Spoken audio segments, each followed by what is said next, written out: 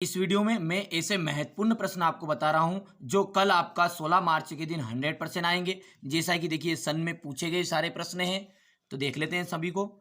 बहुपद P x equal 2x+5 का शून्य है। देखिए शून्य ज्ञात करने के लिए बराबर के उधर क्या लगाना पड़ता है, जीरो। तो जैसे जाएगा तो ये तो हो जाएगा माइनस का, और ये बट्टे में चला जाएगा तो ये माइनस का 5/2 इसका आंसर है। बहुपद x² - x+4 में x का गुणांक है। एक्स का गुणांक किसे कहते हैं, जो एक्स के आगे रहे। तो एक्स के आगे कुछ नहीं है तो एक है, और वो भी माइनस का, तो इसलिए इसका ऑप्शन आ जाएगा माइनस का एक।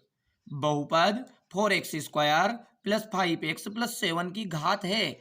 बहुपद की घात किसे कहते हैं, जो अधिकतम घात रहती है ज्यादा ज्यादा। तो ज्यादा ज्यादा घात कितनी है, 2। तो यही क्या है, बहुपद की घात यहाँ पर 2 आ गए। रेखिक बहुपद तो आप जानते ही हैं कि जिसकी घात 1 रहे उसके बहुपद को हम रेखिक बहुपद कहते हैं। तो यहाँ पर देखिए इसकी 3 घात, इसकी 2 है, इसकी 32 है, तो इसका आंसर जाएगा 3x+5 वाला। बहुपद पी एक्स इक्वल 3x - 2 का शून्यक है। तो इसका शून्यक उसी तरह बराबर के उधर जीरो लगा देंगे, तो ये तो बराबर के उधर जाएगा तो प्लस का, और ये बटे में 3, तो ये हो जाएगा 2/3। अब यहाँ से देखिए एक घात वाले बहुपद को क्या कहते हैं, तो एक घात वाले को कहते हैं रेखिक। ध्यान से देखिएगा, एक घात वाले को रेखिक, दो घात वाले को द्विघात, और तीन घात वाले को त्रिघाती।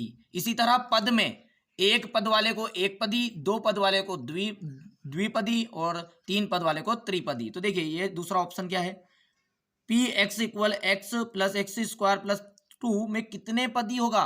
तो देखिए 1 2 3 कितने पद है, ये पद है, तो पद के हिसाब से कितना हो गया है, त्रिपदी। अब इसकी घात बतानी है, तो इसकी घात अभी तो मैंने सिखाया कि जो ज्यादा घात वाला रहेगा सबसे, वही क्या है, बहुपद की घात है। तो यहां पर आ जाएगी इसकी घात 5। चलिए तो अगला है रिक्त स्थान। सन वाले ही सारे प्रश्न अब हम करेंगे जो आपकी वार्षिक परीक्षा में 100% आएंगे। देखिए रेखी बहुपद में चर की अधिकतम घात रिक्त स्थान होती है। तो अभी मैंने बताया है कि जो रेखी बहुपद होता है वो कहते हैं एक घात वाले को। तो इसकी घात कितनी होगी, 1। 3x³ यानी कि घात 3 में x की घात 3 का गुणांक है। गुणांक कहते हैं कि जो भी उस घात के आगे लिखा रहे, तो इस घात के आगे क्या लिखा है, 3, तो इसके लिए इसका ऑप्शन आ जाएगा 3। बहुपद x³ - x² + 1 में x² का गुणांक है। उसी तरह x² के आगे कुछ नहीं है तो 1 है, पर अभी आएगा ये माइनस का, क्योंकि माइनस वाला चिन्ह भी आएगा साथ में। a + b + c बराबरी पर 0 है, तो a की घात 3 + b की घात 3 + c की घात 3, इसका क्या इक्वल क्या जाएगा, 3abc। और इसका शून्य ज्ञात करना, तो शून्य का आप जानते हैं बराबर के उधर जीरो लगाते। देखिए शून्य ज्ञात करना सबसे बेस्ट तरीका ये है, उसके आगे जीरो लगा दो। अब ये यानी एक्स का मान निकालना है, तो ये उधर जाएगा तो माइनस का 2 हो जाएगा। चलिए इसके नीचे है सही जोड़ी, जो भी आपके 2019 में पूछी गई थी। x³ और y³ इसका फॉर्मूला क्या है, x³ और y³ का जो फॉर्मूला है, यहाँ पर ये c वाला इसका राइट रहेगा। ठीक है, अब यहाँ पर माइनस है, तो ये देखिए दोनों फॉर्मूले एक जैसे आपको नजर आ रहे होंगे, पर ध्यान देना यहाँ पर क्या है, प्लस है, और यहाँ पर ये माइनस है। तो ये आपका आंसर आ जाएगा दूसरा, और ये है पहला।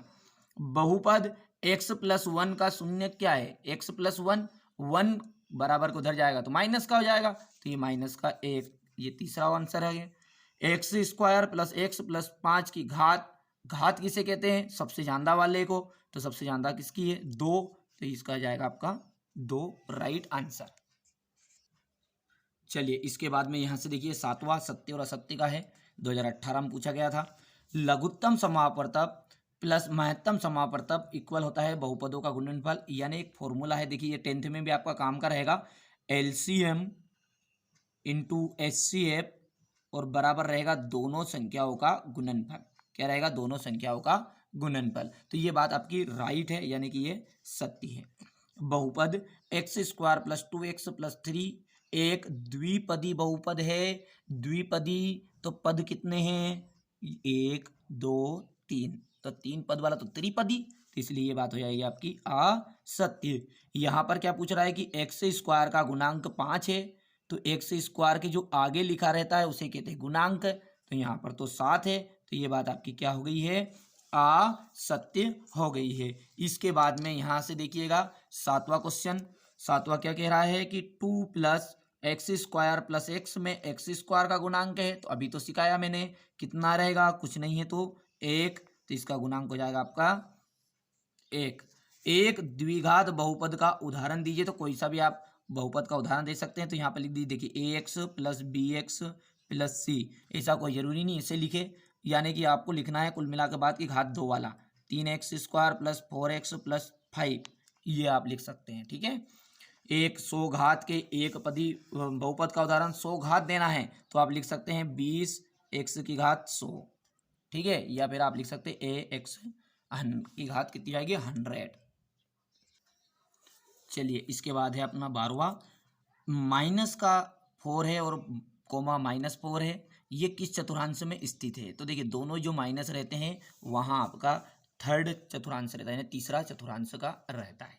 मूल बिंदु के निर्देशांक तो आपके 0 0 ही होते हैं। मूल बिंदु का मतलब है कि देखिए एक्स का मान भी 0, ये पहला वाला एक्स का रहता है, दूसरा वाई का रहता है। ठीक है, अच्छे से कंप्लीट कर लीजिएगा, मोस्ट इंपोर्टेंट ही बता रहा हूँ जो आपके 100% परीक्षा में आएंगे ही सही।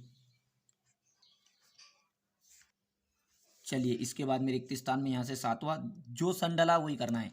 देखिए यहाँ पर बोल रहा है कि इसमें से मूल जो बिंदु है 7 - 6 की कोटि का मान, तो कोटि कहते हैं, देखिए मैं स्पष्ट कर दूं, कोटि कहेंगे वाई के मान को और भुज कहेंगे एक्स के मान को। तो सिंपल सी बात है कि यहाँ पर ये दूसरा जो मान रहता है वाई का, पहला रहता है एक्स का, तो कितना आंसर आएगा इसका -6।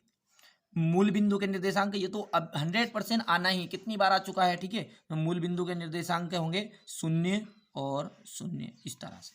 चलिए, इसके बाद में यहाँ से सही जोड़ी में, सही जोड़ी में कौन सा है, ये 2019 में आया था। देखिए फिर से देखिए, मूल बिंदु के निर्देशांक कितना इंपॉर्टेंट है, तभी तो हर वर्ष जोड़ी में भी पूछता है, सही विकल्प रिक्त स्थान में पूछता है, तो याद तो कर लीजिएगा, और याद हो चुका ही है वो तो। ठीक है, तो ये आ गया आपका मूल बिंदु के निर्देशांक। और यहाँ से बिंदु एक्स का मान हो गया 3 और 5, वाई का मान की एक्स अक्ष से दूरी है, तो इसकी एक्स अक्ष से कितनी दूरी है, तो इसकी देखिए 5 है, जब तो ये वाई का मान 5 है। चलिए, तो यहाँ पर ये आपका जाएगा 5वां, अच्छे से कंप्लीट इसे कर लीजिएगा। इसके बाद है 5वां सत्य सत्य में, देखिए वही प्रश्न रिपीट हो रहा है। मूल बिंदु की भुज यानी एक्स का मान, कोटि यानी वाई का मान दोनों ही 0 है, अथवा मूल बिंदु के निर्देशांक 0 0 होते हैं, तो ये बात आपकी क्या है, सत्य है। इसके बाद में यहाँ से बिंदु 0,3 तृतीय चतुर्थांश में स्थित है, तो ये बात आपकी क्या है, गलत है, असत्य है। और x = 0, ये में x अक्ष का समीकरण है, तो ये बात क्या है, ये तो y अक्ष का समीकरण है, तो ये आ जाएगा आपका असत्य। इसके बाद में है आपका, देखिए एक वाक्य में उत्तर और फिर से पूछा इसने, एक्स अक्ष पर स्थित किसी बिंदु की कोटि कितनी होती है। एक्स अक्ष पर स्थित है और कोई बिंदु है, उसकी कोटि कितनी है, तो भैया वहां पर एक्स अक्ष पर स्थित है तो वाई का मान 0 बनेगा, तो यानी कोटि कितनी हो जाएगी इसकी 0, तो यहाँ पे लिख दीजिएगा इसका 0। इसके बाद में है आपका ये चौथा प्रश्न, मूल बिंदु के निर्देशांक, ये तो यार बार बार ही आपका आ ही रहा है, करके आ जाइएगा इसे ही। ठीक है, चलिए, इसके बाद में यहाँ से ये अति लघु उत्तरी के दूसरा, तीसरा, चौथा, पांचवा, छठा, ये प्रश्न अच्छे से कंप्लीट करिएगा, 2 अंक के इंपॉर्टेंट है। और इसके बाद में ये बस इस अध्याय से आपको इतना ही प्रश्न करने हैं, ये सारे के आंसर आ गए यहाँ पर। चलिए, इसके बाद में यहाँ से करिएगा, मोस्ट इंपोर्टेंट प्रश्न है। इसके बाद में ये दूसरे का, इसका आंसर भी देख लीजिए, बहुत ही सिंपल है, एक बार पढ़ेंगे जिसमें आसानी से अच्छे समझ में आ जाएंगे। चलिए, इसके बाद में ये सारे के आंसर है अपना जो तीसरा प्रश्न था, और ये अंतिम चौथा प्रश्न। ठीक है, इसका स्क्रीनशॉट लीजिए और यहाँ से इनके आंसर बढ़िया तरीके से करिएगा। तो वीडियो लंबा बन रहा है, इसलिए मैं आगे के मोस्ट इंपोर्टेंट प्रश्न अगले वीडियो में, लिंक आपको डिस्क्रिप्शन में मिल जाएगी, चाहे तो आप अच्छे से कंप्लीट कर सकते हैं।